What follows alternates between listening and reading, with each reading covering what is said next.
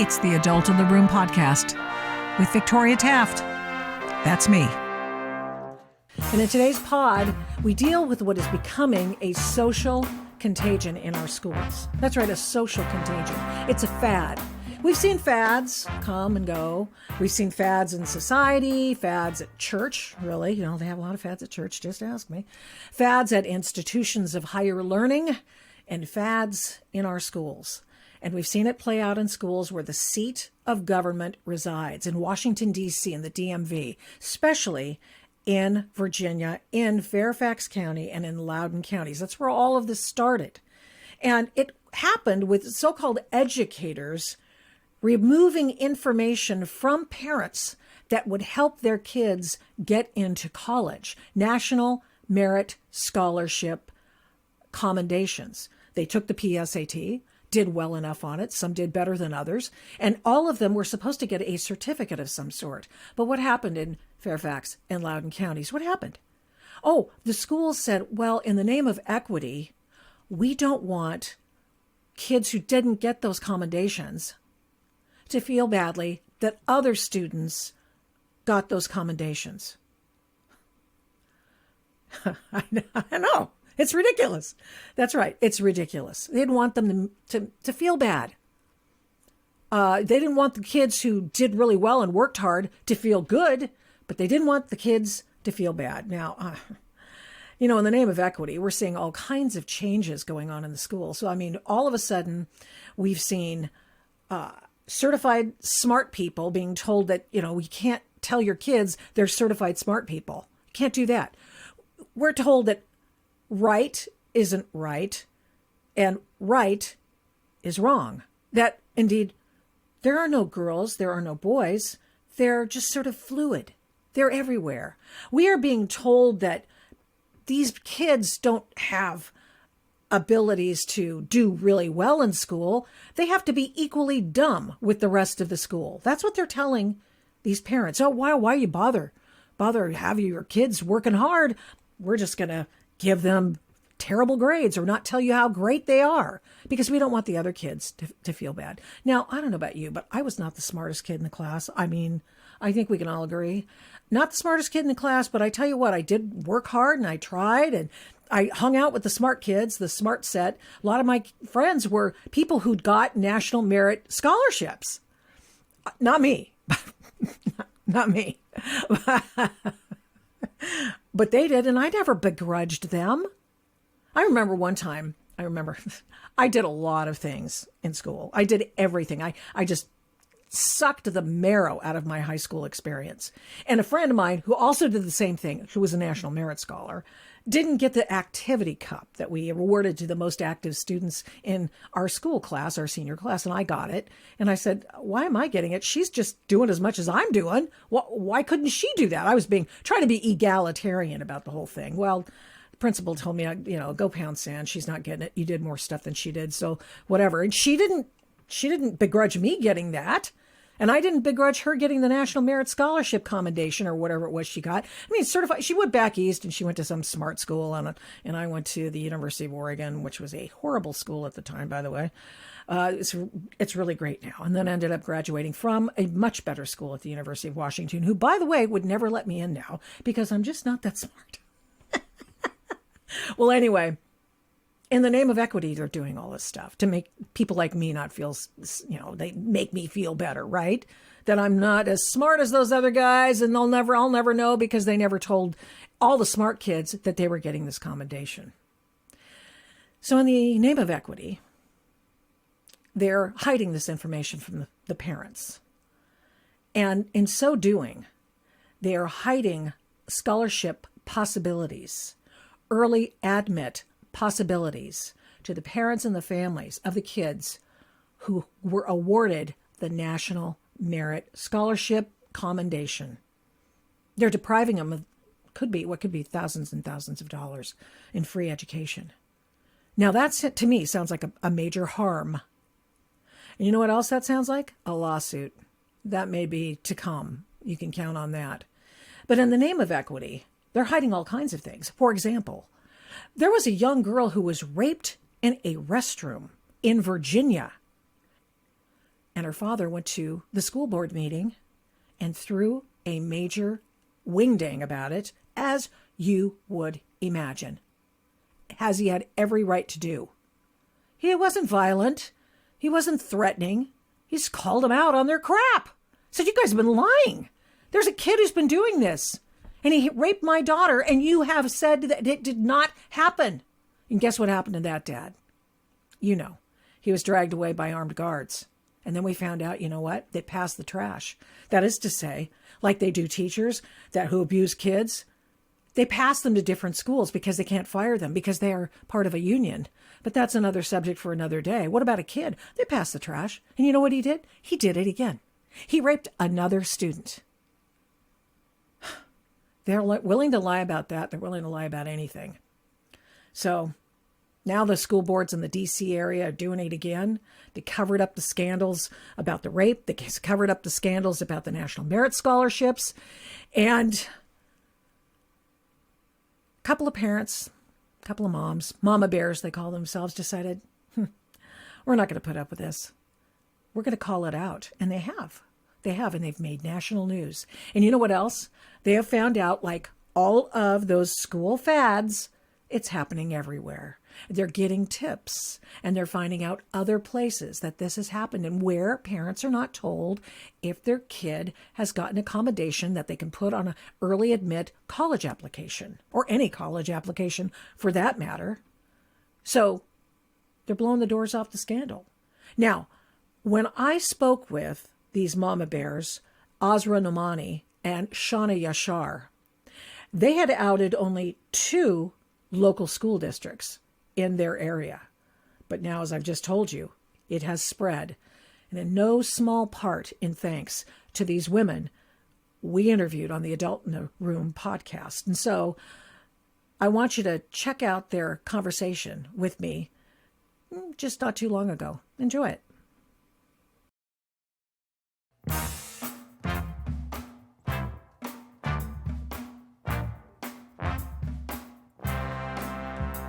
You know, one of the things that has come to the fore, something we paid a lot of attention to, has been what's going on in our schools. And we've done that for time immemorial, but it has become especially fraught lately. And the woke took our schools, and now they're after our children's very futures with the idea of so-called equity, something we're supposed to stand up and salute to, but yet it doesn't always come out as equity.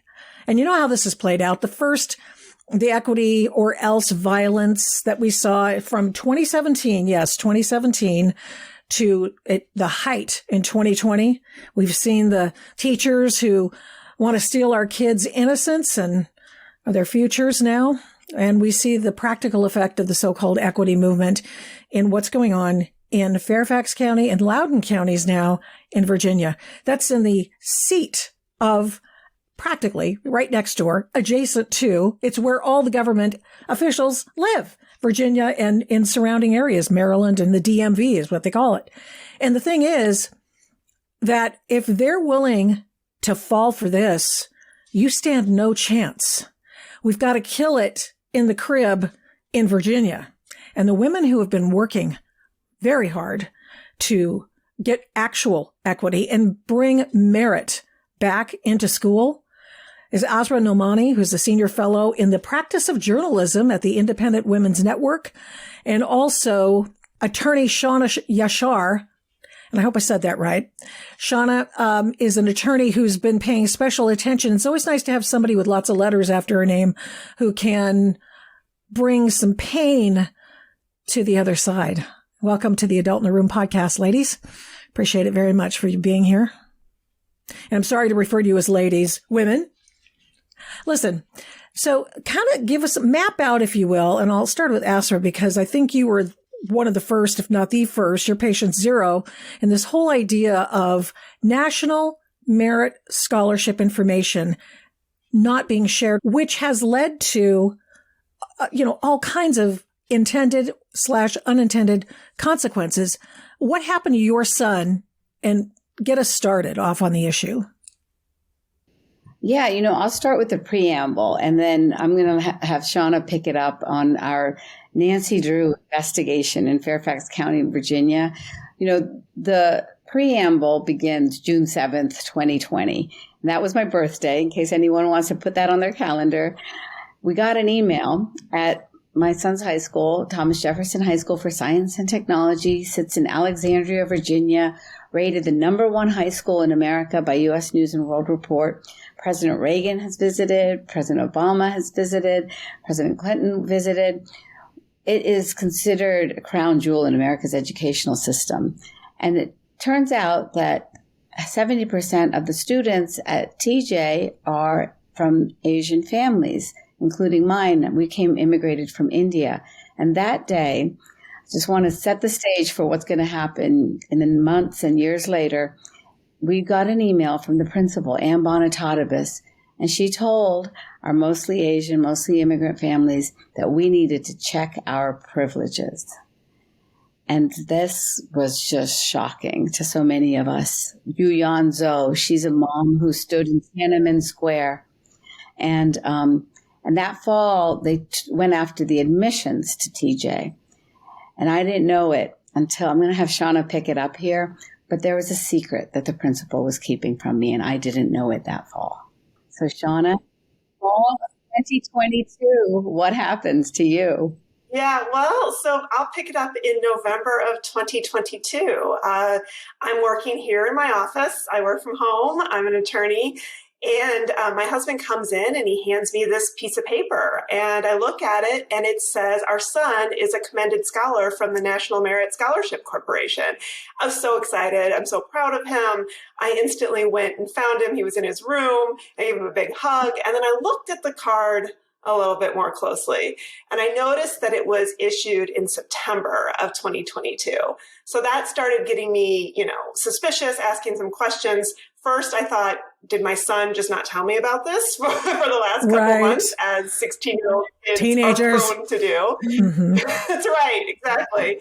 So my instinct at first was, son, like, what happened here, right? Did you have this for a while? You had your college applications that were due a couple weeks ago. Why are we just finding out about this now? He said, Mom, we just got them in homeroom last week. And I was like, well, okay, did the school send you an email? Was there an announcement? Was there something that I missed, in the paper or any place? And my son said, no, absolutely not. So then I still didn't quite sure if he was telling the truth. You never know with these kids. Maybe he lost something or wasn't paying attention one day. So I asked a few of his friends' parents. He asked a few of his friends who also received the award if they had seen or notified about it before, and they hadn't. So that got me asking, all right, I need to go to the school. So I went to the principal, Dr. Ann Bonatadabas, and I sent her a note and I said, hey, what happened? Were these stuck in somebody's office, maybe at the administrator's office? Why didn't these get sent out to the kids? Was this just a mistake on my son's part? What happened? In the garage. She wrote me, right. She wrote me back, right? She wrote me back and said, I received them and signed them within 48 hours. And then I handed them to the Director of Student Services, Brandon Kazaka. Okay. So I was like, well, I guess I go to Brandon Kazaka next, right? As Asra said, the Nancy Drew aspect of this. Mm-hmm. And I talked to Mr. Kazaka on the phone, and he confirmed, this was shortly before Thanksgiving. He was very anxious to be able to leave for Thanksgiving holidays, but he did talk to me for about 45 minutes. And he told me, yeah, they had them and they had them earlier, but they held on to them because they wanted to find a time that they could hand them out to the students at Thomas Jefferson High School for Science and Technology when the other students that didn't receive the award wouldn't feel bad about not getting it. That sent me into a tizzy, frankly. I just was like, what do you mean not feel bad? I said, these kids want to be able to put these on their college applications and they want to be able to put them on scholarship applications, or this is their resume type of material, right? Like if I get awarded an award for being the top 3% of anything, I'm putting it on my resume, right? And he said to me, Mr. Kazaka said to me, oh, Shawnna, don't worry about it. The colleges know that your kids are smart. And they know that your kids have won all these awards. And so they don't need to have this recognition on there. How do they know that? I disagree. Right, exactly. That's what I said. So I said, how would they know that? He goes, well, the colleges get an email. I was like, what? He said, yeah, and the students got an email too. And he starts giving me all these excuses that the kids knew about it in other ways and that the colleges knew about it in other ways. And I said, I don't know about that. My son didn't get one. Maybe they typed in his name wrong, right? Maybe they misspelled it. I have kind of an unusual last name.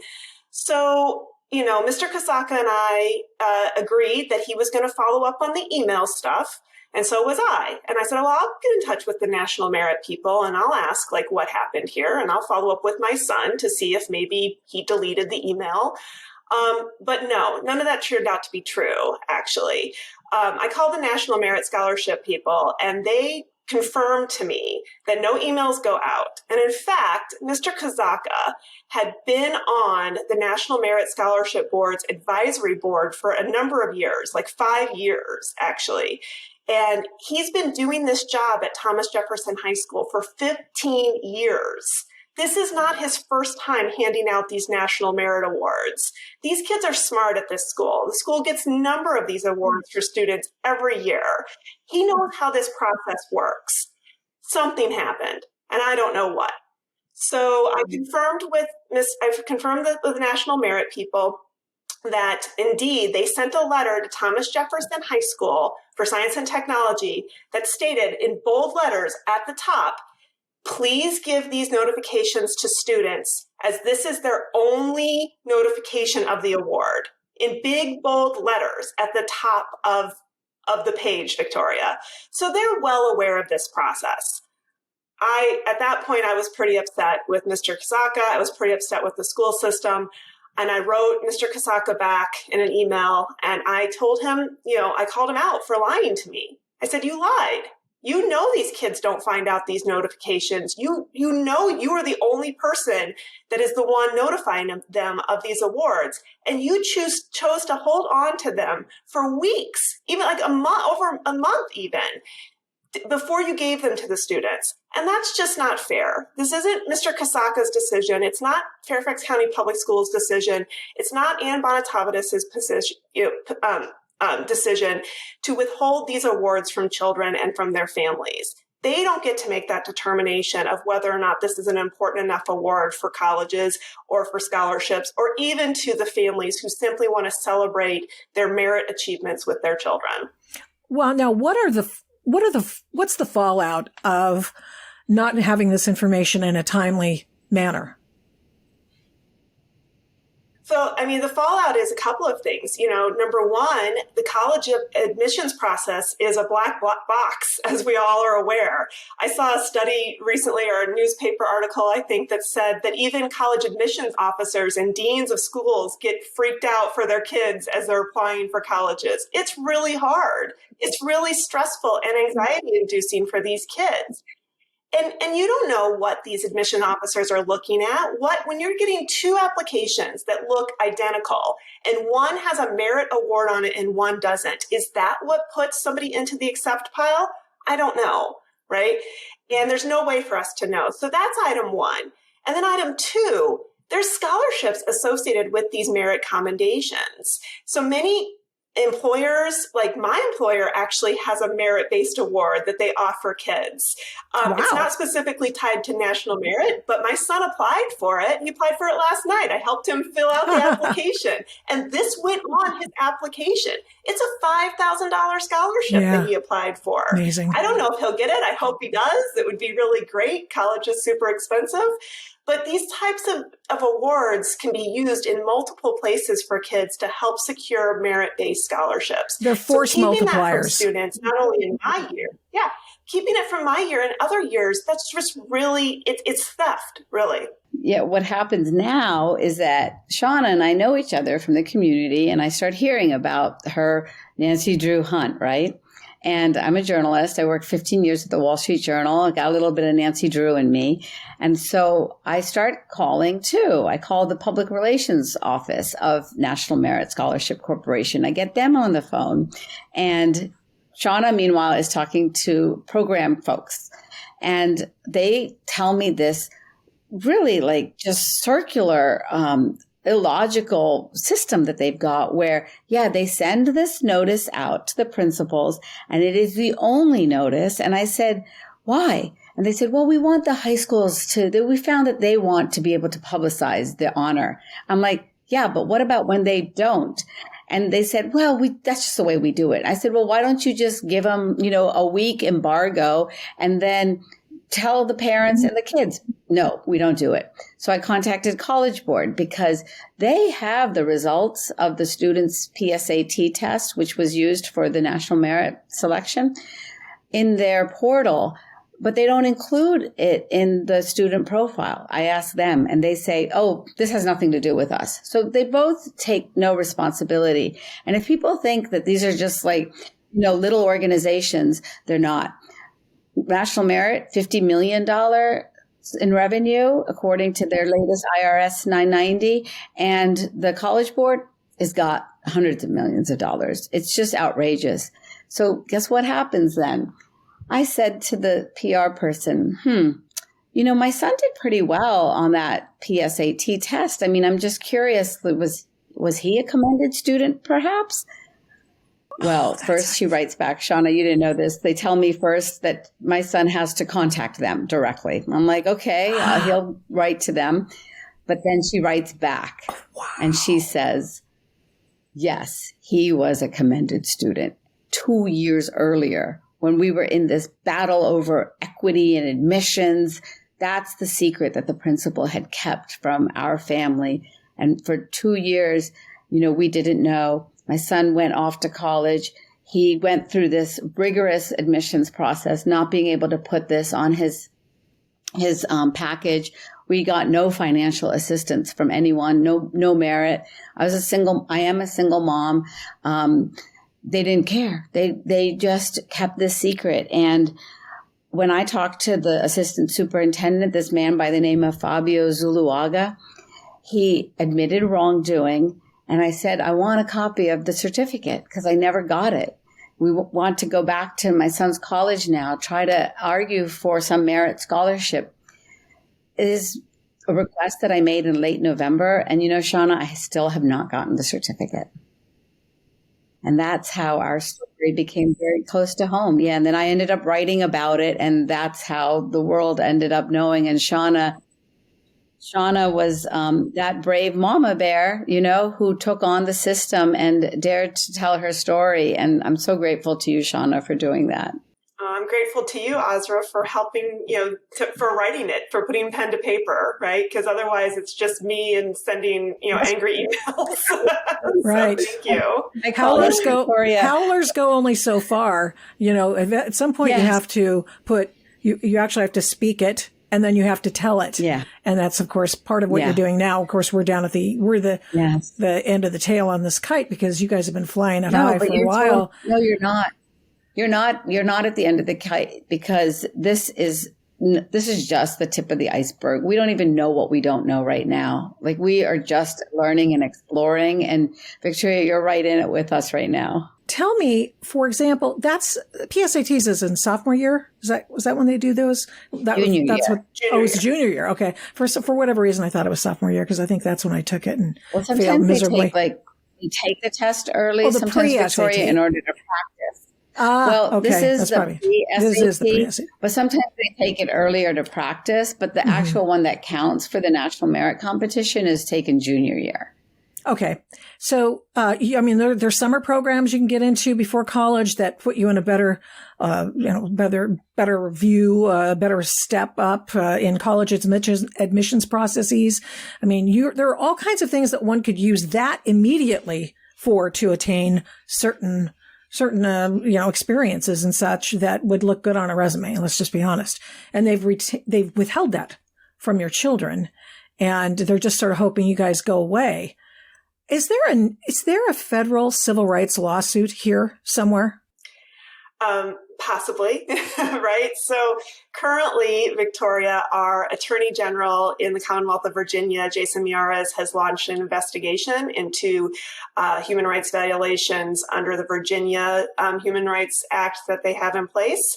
So he has launched that investigation into this particular situation with the National Merit Scholarship awards being withheld. And he's also launched a second one with respect to the updated admissions policy at Thomas Jefferson High School.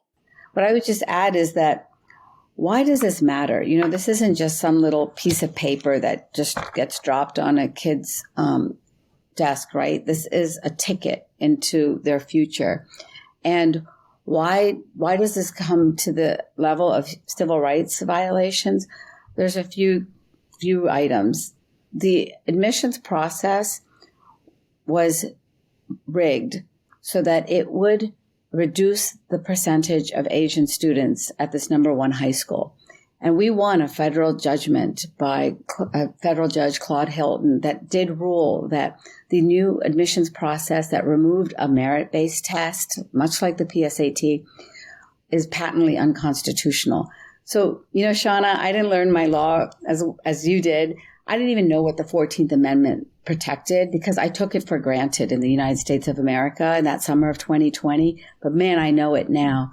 And the data point that folks might be interested to know is that at TJ, the percentage of semifinalists, that's sort of like an indicator for the commended students, they're just one level up, that is Asian, is 70%.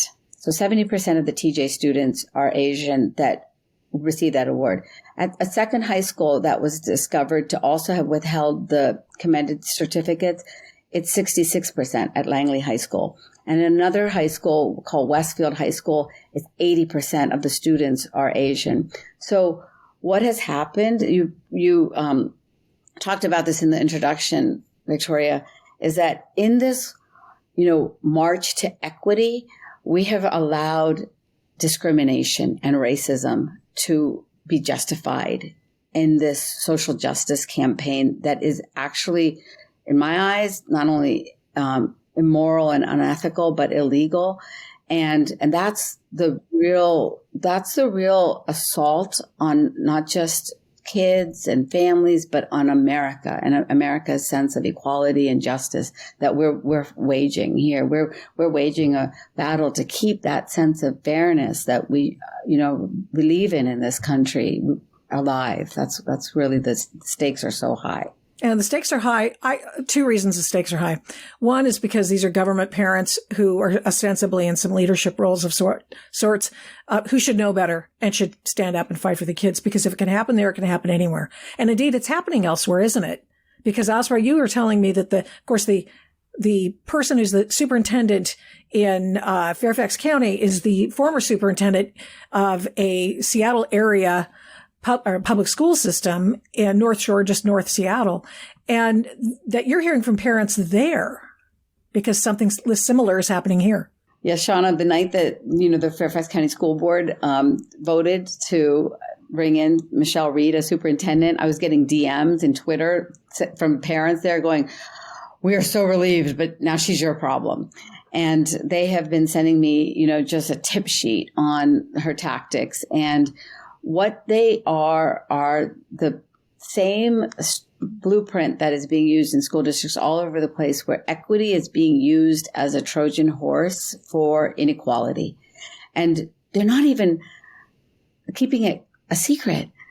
She just hired the same contractor that she used in North Shore Public Schools, a man who has started a company called Performance Fact Incorporated, and paying him $455,000, sole source, no bid contract, which parents around here understand very well how that happens. And one of his big messages this fall was equal outcomes for every student. And that's exactly what happens then when you take away awards and certificates from kids. And that is just diabolical and dangerous. And so parents have awakened to that larger threat too. And we're so grateful to the Washington State parents for making us even smarter and stronger. One of the tips that I got was that Superintendent Reed works really hard. And I told this dad, nobody works as hard as the parents of Northern Virginia. We work so hard for our families and our kids, and she's never going to be able to outwork us. I like that sentiment. Here's what the consultant hired at $450,000 in a no-bid contract said. I got this quote from Kenny. The goal is equal outcomes, and what we need to be equitable about is the access. In a very real sense, many districts struggle with this. To have true equity, you have to be purposefully unequal when it comes to resources. Yeah, it's just so unconscionable. So unconscionable. When I heard that, and that I heard first, I love the way Mama Bears and Papa Bears talk to each other. So Shawnna, I got that from a Princeton Public Schools dad who said, oh, you guys hired him. You got to hear what he told our school board. Wow. So that quote came from this public school dad in New Jersey. And I just love that because, Paulo Coelho says when you're doing your heart's work, the universe conspires to help you. And that's what I feel like we're doing, like Shawnna got answers. I got answers. We found a place to publish the findings. You've connected with us, Victoria. We're all conspiring together for a greater good. And that's the future of these kids. I'm called the adult in the room for a reason. And it's because I'm older and I lived through all this before. And, we fought. And we were inculcated with the idea that separate but equal was bad. And I was part of a desegregation school in the 70s. And so I saw it first up by, busing and the disaster and in some cases success that was. So this is just a bad memory for me. This whole thing where inequality is, infused in the schools for the sake of inequality, so-called equity. It's a bad dream. I've seen it before. Doesn't play out well. This isn't what parents want. They're not asking parents what they want. Of course, we want every kid to have as many opportunities as possible to succeed and to be their best version of themselves. That's what we all want. Mm-hmm. But we don't get to equal outcomes by discriminating against the kids on the front end. The back end would be great if everybody was going to be able to be their best possible self. I want that for kids, but this isn't the way to do it. And it's not the way to do it by holding merit certificates, holding awards, withholding celebrations for academic achievement away from children and their families. Bring back meritocracy and let the chips fall where they may. And I'll bet you anything that people will aspire to be even better as a result of bringing meritocracy back in the schools. These people have no idea what they're playing with. And I appreciate you both so much for being on the Adult in the Room podcast and talking about your experience. I can remember just fighting for equality. And now all of a sudden we're supposed to be fighting for inequality. Oh, it's just absurd. Absolutely absurd. Thank you so much for being on. Yeah. Appreciate it. Yeah. Thank you so much. The future of America really depends on this kind of courage. And so thank you, Shawnna, and thank you, Victoria. Thanks for listening to this episode of the Adult in the Room podcast. To keep the programs you like to listen to, please rate this podcast with a fantastic 5 stars on your Apple Podcast app every time you listen. And give me a great review. Plus, of course, subscribe to the podcast. It makes a difference with the big tech algorithm and the big tech oligarchs, and it makes us easier to find. Please get in touch with me on all the big tech stuff. Yeah, we're still there. Using the names Victoria Taft or the Adult in the Room podcast on MeWe, Parler, Minds, Facebook, Twitter, and Instagram. Thanks to 1A Cast for imaging, editing, and production. The fantastic song is Gospel by the March 4th Band of Portland, Oregon. Music for Antifa versus Mike Strickland is Ride or Die by Raps by RC. The Adult in the Room podcast is also a production of Flamingo Road Studios. Remember, head up, heart out, and strive to be the adult in the room. Till next time, mischief managed.